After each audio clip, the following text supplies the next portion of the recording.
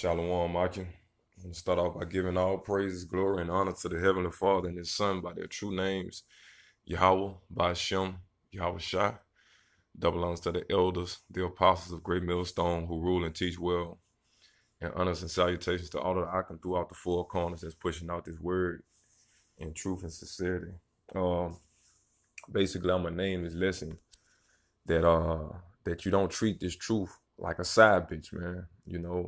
The Lord is definitely not some side chick, that you just put in. And secondly, the brotherhood, because the brotherhood is represented, through the Lord, so, well, should I say the Lord is represented through the brotherhood. So it's like, when you treat the Akim, like a bunch of side bitches, man. You know how Jake, shoot, like they say, how we like to say it, man, running G. Jake like to run G on his hoes or whatever, you know what I'm saying? Like, yeah, boo, you might be, the bitch might be blowing your phone up or something. And, to keep her from blowing your phone up, you might be like, well, look, I'm only 10 minutes away, but you have no intentions of going that way no time soon. You just tell a bitch whatever, just to, keep her off of your fucking, off your neck. And you got a lot of guys in this truth, through observation, sitting back and, how we supposed to watch over the flock, man. You sit back and you see a lot of guys with that mentality. And, a lot of them, they don't realize it.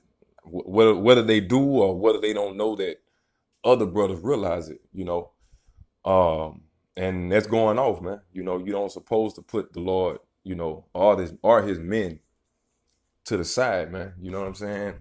So we're going to open up with Galatians 2:20. And we're going to go into the significance of why the Lord, Yahweh Shem Shai, and the whole brotherhood, all is represented by the Lord.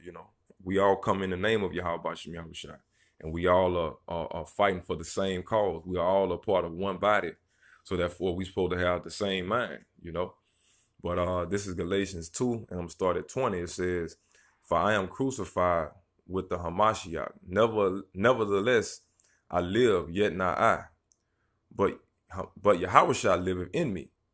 And the life which I now live in the flesh, I live by the faith of the Son of the Most High, who loved me and gave himself for me."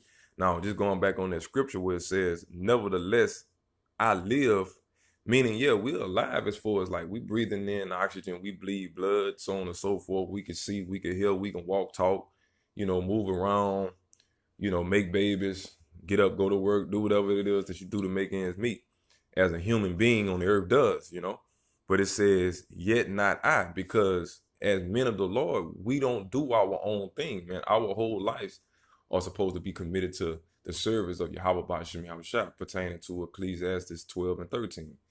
The whole duty of man is to serve the Lord, keep the law, and teach the law. As far as like your nationality, the Lord's name, who the enemy is, where we come from, what the enemy has in store for us, how to call on the Lord's name, how to be saved, how he's going to save you, what the steps and the different things that you have to change about yourself as a nation, you know what I'm saying, as a man, the way you think, the way you act, all of these things are found in the scriptures, So it says, "Yet not I, but Yahweh shall liveth in me. And the life which I now live in the flesh, I live by the faith of the Son of the Most High." And the life that we live in the flesh now, we are prophets, man. So we have to conduct ourselves as prophets of the Lord, Like you can't call yourself a prophet of the Lord and you lying to the Akim so you can go and play with a bitch, man. Or, you know what I'm saying? Or so you can just go off and do some worldly shit, and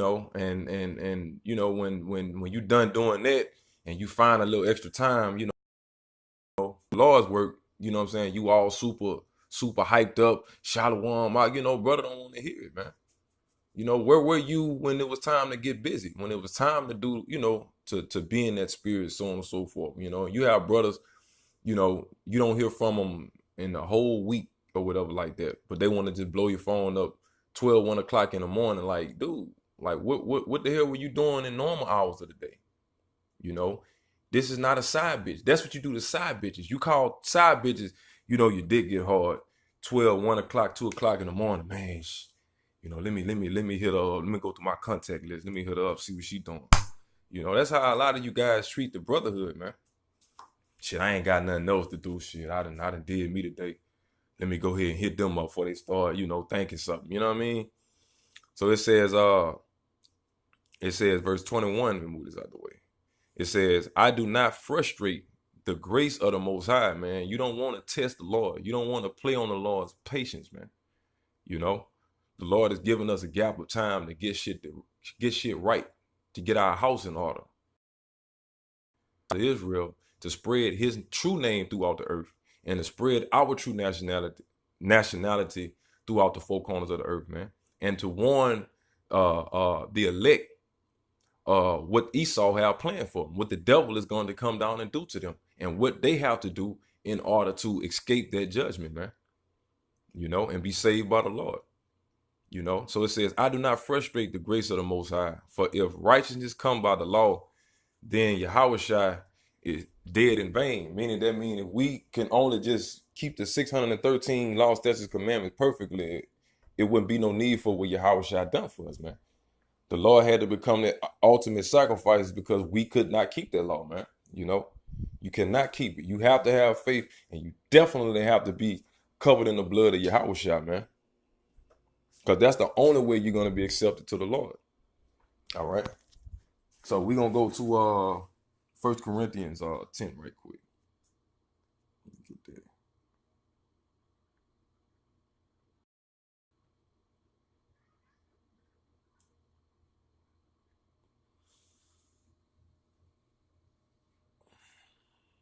All right. This is 1 Corinthians 10. I'm going to go through a couple verses on here. 1 Corinthians 10 and 1.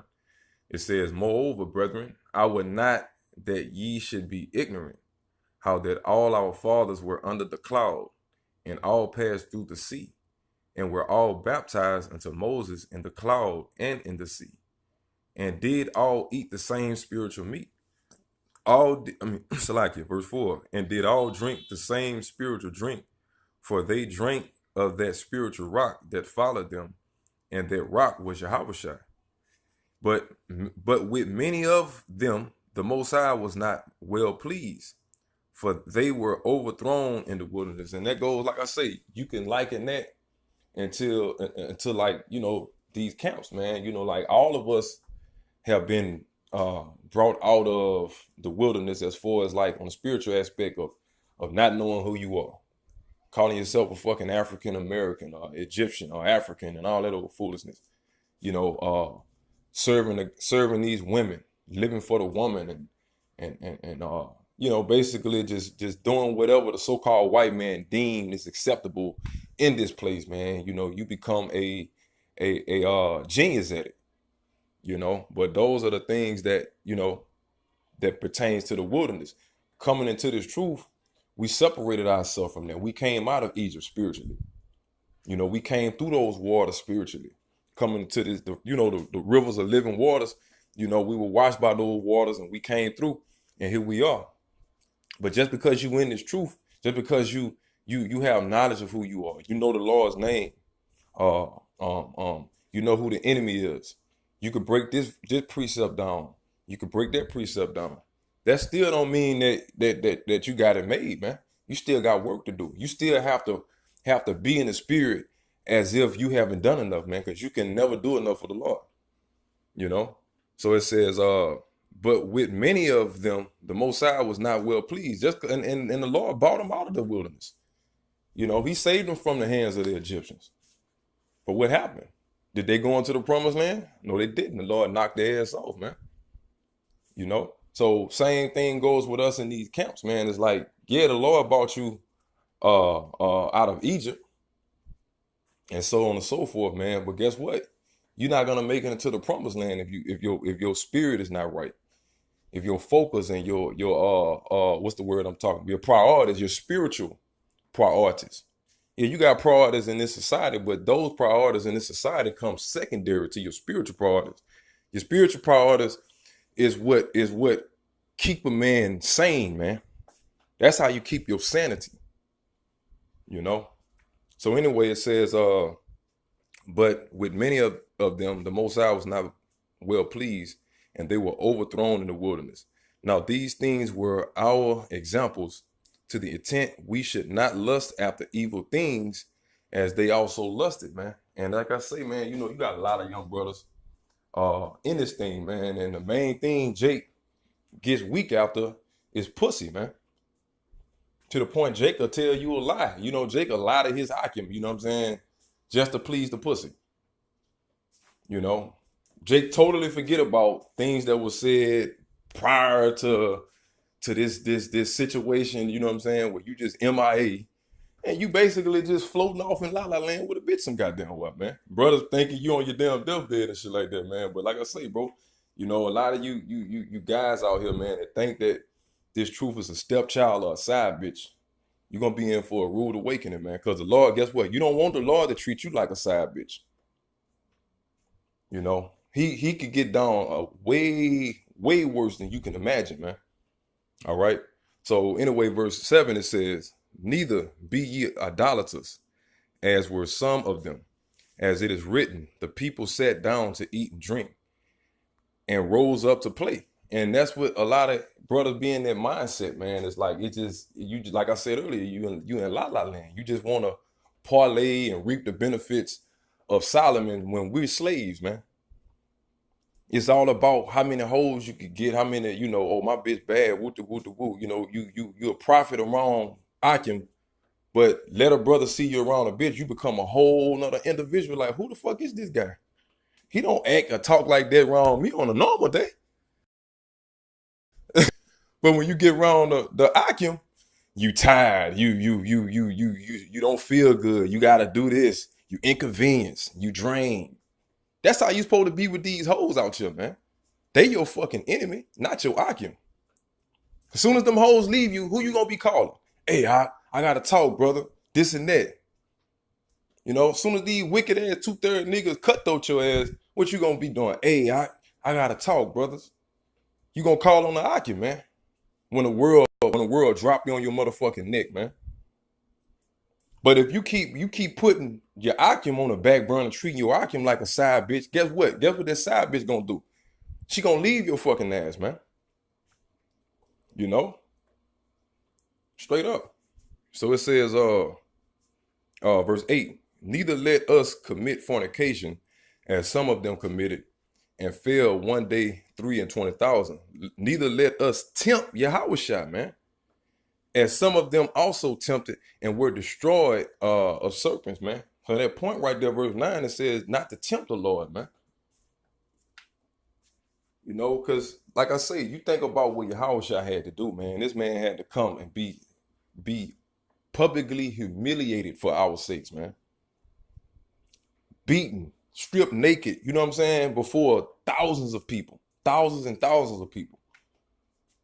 You know, hung up on a fucking wooden stake, blood dripping and just all beat up, you know what I'm saying, unrecognizable, face all swole up, just dangling from a fucking piece of wood, man, just hanging up.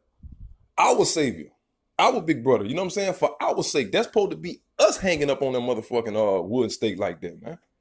And how dare you treat the Lord and his house, you know, like your ex bitch, you know what I'm saying? Or like your side bitch. You know? If the Lord felt that way about us, you think he would have laid his life down.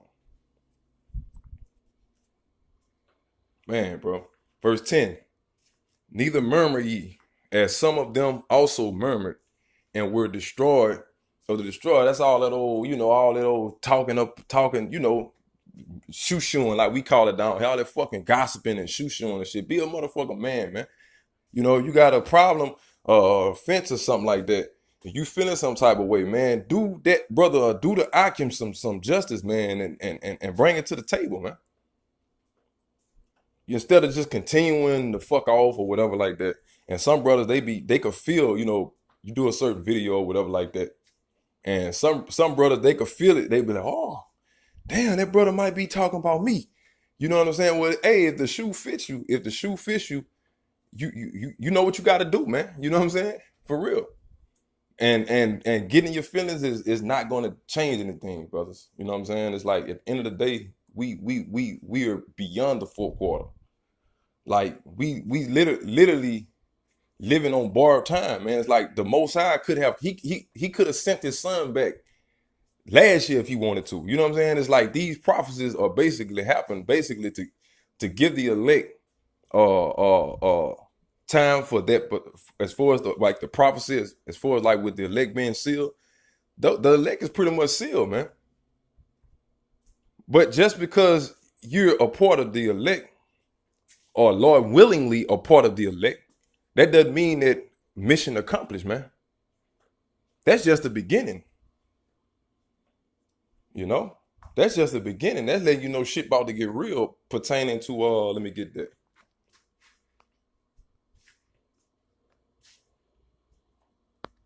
Here you go. That's Ecclesiastes 1 verse 18. Well, I started 17.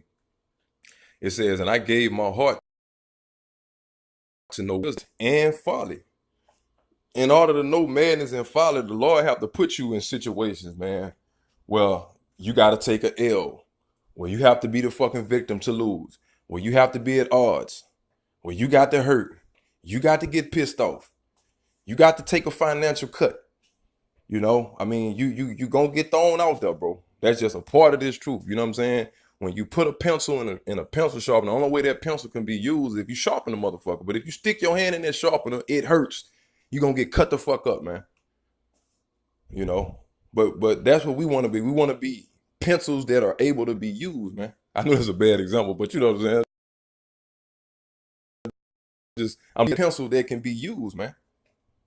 Give a fuck how pretty the pencil used. The bitch, it cannot be used if it ain't put into that sharpener, man. Period.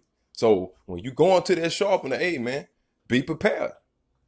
Cause you gonna go through it, man. The Lord got to get you right. He got to purify you. He got to take all that weak shit, all that fake shit, all that phony, worldly shit out of you, man. That shit has to be purged from you. So you going to take losses. Don't act like you're not supposed to lose in this thing. Don't act like you ain't supposed to hurt in this fucking thing, man. You know? So it says, verse 17, and I gave my heart to know wisdom and to know madness and folly, which I just explained. I perceive that this also is vexation of spirit, man. For in much wisdom is much grief, and he that increases knowledge increases sorrow, man. So when you get built up in this thing and you becoming more and more merrier and merrier, something ain't right, man. You know, the more you get built up in this thing, it's like the most serious you supposed to get, the most about that bullshit you supposed to become. The more passionate you supposed to become. You know what I'm saying? Like the more your zeal supposed to increase. You don't supposed to say, well, okay, I'm in the camp now, so shit, I can gain everybody's trust. Seem like everybody like me, so fuck it, okay, I can start showing my true colors. Nah, man, it don't work like that. It don't work like that, man. You know, this is a daily sacrifice. Every fucking day, man, you taking a loss, man. Period. Every day is a fucking battle. Every day is a struggle. The next fucking 5 minutes, being an Israelite in this society, we have to pray for the next 5 minutes, man. Fuck. Fucking police can come knock on a nigga door any second. You already know. You know? Let me get another precept. I can get Proverbs 3. That's the one I want. Proverbs chapter 3. I guess I'll start at the top. All right. Proverbs 3 and 1. It says, my son, forget not my law, but let thine heart, which is your mind, keep my commandments. That means your mind is supposed to always be on this truth, man. On this word, because the word is the commandments. The word is the law. From Genesis to Revelation, man. You know? So it says, verse 2, for length of days and long life and peace shall they add to me. Let not mercy and truth forsake thee. Bind them about thy neck. Write them upon the table of thine heart. So it says, let not mercy and truth forsake thee, you know. But bind them about thy neck. Write them upon the table of thine heart. What's the table of thine heart, man? It's your mind, man. What do you eat what do you do at the table? You eat. So you put them together, you feed, you're nourishing your spirit, man. You're giving your spirit, this word is a nourishment to our spirit. It's efficient. We need it. You have to have it. It's like oxygen. It's like water. It's literally called spiritually water. You have to have it. You know? Verse 4 says, so shalt thou find favor and good understanding in the sight of the Most High and man. Because those men, you know what I'm saying, it's just like I say, the Lord is represented through his men. So you can't say, well, fuck man. I'm all about the Most High. But your brothers are men. And guess what? They call men of the Lord because it's the Lord they're the Lord's possession. They belong to the Lord. And those are the men that the Lord choose to represent his voice, man, on the earth. The Lord is not going to come until he come and deliver Israel, and you're going to actually hear him talk. The world is going to actually hear him open his mouth. You know what I'm saying? Speaking of Yahushua. But as of now, the Lord communicates to his people through the prophets. Through the prophets, period. Not through no goddamn women. Not through the fucking might, all the other nations and shit like that, man. He do it through his prophets, beginning with the elders of Great Millstone, all the way down to the least of us, man. So like I say, see if there's one more I want to do. Yeah, I do one in Isaiah 49.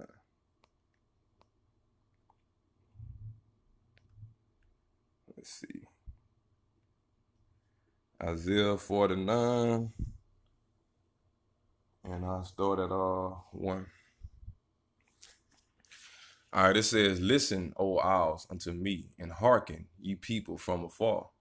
Yahweh have called me from the womb, from the bowels of my mother have he made mention of. That's deep, man. You know what I'm saying? Which is predestination. You know what I'm saying? Like you're not fooling the Lord, man. And his men are controlled by him. So if you're not fooling the Lord is not gonna allow you to fool his men. Period. That make the Lord look bad if the Lord say, yeah, you know, you probably fooling my team, my servants, but you ain't fooling me. Nah, I mean the Lord gonna look out for his servants. Period. You play with his servants, you playing with the Lord, man. You know. And he have made my mouth like a sharp sword. In the shadow of his hand hath he hid me, and made me a polished shaft. In his quiver have he hid me. Meaning, man, we his, like the scripture say, his battle axe, man. We the tools of the Lord, the weapons of the Lord, man. You know? And said unto me, thou art my servant, O Israel, in whom I will be glorified. Then I said, I have labored in vain. I have spent my strength for naught. Meaning you out here doing all this worldly shit and trying to get established in this society and half-ass time. You're gonna just keep chasing your fucking tail like old raglass dog out here, man. You're gonna just run in that same fucking circle over and over and over, have the same fucking problems over and over and fucking over, man. Until you get to the point where you say, you know what, fuck it. It's too much pressure. But you're doing it to your damn self, man. Because you trying to get to the Lord according to your own understanding and not according to the words that he already present for us, man. He already put them in the table for us. All we have to do is open the book, you know, and get into the scriptures, man. We got the Akim, we got the Brotherhood. We don't have no excuse. Something you don't understand is nothing but a phone call away. You know, you got videos galore, brothers all over Great Millstone, man. I mean, videos galore. You know, so there's no excuse to be ignorant of anything, great or small. You know, so it says, and in vain, yet surely my judgment is with Yahweh, and my work with the Most High, man, with my power. So that's what we all about, man. It's like the Most High is our main objective. Yahweh Ba'Shem Yahweh Shai Ba'Shem Wakah Kodash. That's our main objective, man. Yasha Allah is our main objective. You know, it's like we're not part-time prophets. We're not undercover prophets, man. We are prophets, period. Prophets of Yahweh Ba'Shem Yahweh Shai. Around the clock, 24/7, you are a prophet. Now, just because you're in situations where you're around swine and dogs, like the scripture say, cast not death which is holy before dogs, cast not thy pearl before swine, you know, it's not always expedient to broadcast, you know, the word of the Most High around motherfuckers that's not going to listen if you're in that particular environment. You know, we got that, we got common sense. Brothers should have common sense to know when it's profitable and when it's not. When it's season for it, like I say, it's the time and it's the season for all things. Situations you being, like I say, when you with these goddamn women out here, man. A lot of you guys out here trying to teach these women, bro. You jakes, man. You dudes ain't right, man. You know what I'm saying? Like get your fucking self together, man. You barely understand the scriptures, and you out here trying to looking for Hebrew wives and shit, man. What world are you brothers living in? How the hell are you gonna wife something that has had sex with multiple men before you? What like how do you think of yourself on a kingly level? You know, as a god, how do you think of yourself like that? And you're trying to wife 5, 6 other men's wives, man. All fucking DNA still swimming in this bitch, and you talking about this your wife, man. Bitches, bills of divorce, all this old foolishness, man.